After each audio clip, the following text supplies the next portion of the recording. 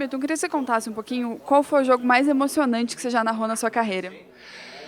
Olha, é duro escolher, né? Porque além de futebol eu faço modalidades olímpicas também, eu tenho grandes eventos olímpicos que eu tenho muito fortes na minha memória. Assim, para citar alguns do futebol, talvez os mais importantes foram as duas finais de Copa do Mundo que eu fiz, né? De 98, que o Brasil perdeu para a França, e fiz também a final da África do Sul, que a Espanha ganhou da Holanda e foi campeã. Então, como importância de jogo, talvez esses dois sejam os mais marcantes.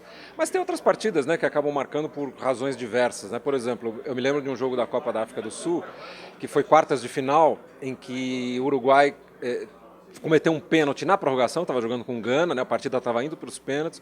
O Suárez, para evitar um gol, põe a mão na bola, ele é expulso de campo. A expectativa de que Gana fosse fazer o gol e se classificar, seria a primeira vez que um africano ia chegar a uma semifinal. E na cobrança de pênalti a bola foi chutada para fora, né? E o Suárez estava saindo do campo, ele ainda vê, ele comemora, enfim, foi uma imagem muito marcante. Eu estava lá transmitindo esse jogo, né? Como emoção, como circunstância de jogo, talvez tenha sido mais legal.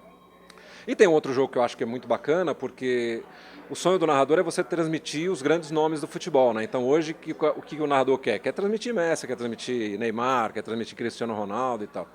E eu me lembro que quando o Ronaldo voltou a jogar aqui no Brasil, eu tinha muita vontade de narrar um jogo do Ronaldo e principalmente narrar um gol dele aqui, né?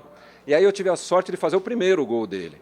A gente tinha transmitido um jogo uma semana antes, que tinha sido um jogo de Copa do Brasil, em Tumbiara, e aí ele foi jogar em Presidente Prudente um jogo do Paulistão contra o Palmeiras, né? E acabou fazendo gol no finalzinho, de cabeça, derrubou o alambrado e tal. Então para mim foi muito marcante, né? Ter feito um gol de um cara como o Ronaldo, estar no estádio e ter presenciado o primeiro gol dele. E algum gol, algum jogo que você gostaria de ter narrado de toda a história mesmo, não de agora ou de antes, que você sente falta de não ter participado?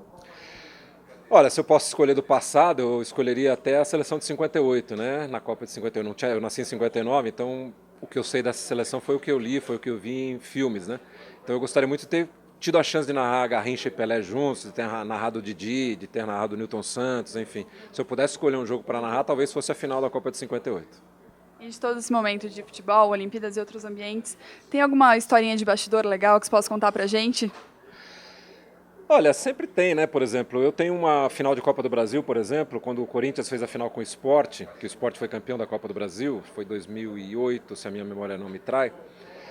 Eu fiz o primeiro jogo aqui em São Paulo, que o Corinthians ganhou de 3-1, e estava escalado para fazer o jogo de volta em Recife, né? E eu embarquei num voo que saía aqui de São Paulo, sei lá, 10 da noite, e a gente ia chegar no começo da madrugada em Recife, e o avião estava muito gelado, estava muito frio dentro do avião, o ar-condicionado estava muito forte. Eu já cheguei em Recife no começo da madrugada sentindo a garganta, né, pegando a garganta. E eu fui a Recife, passei o dia inteiro lá, fiquei sem voz e não transmiti a final. Então eu acabei assistindo a final do hotel, porque eu simplesmente não consegui narrar, porque eu estava sem voz. Então tem algumas coisas que acontecem, né, porque a gente está exposto.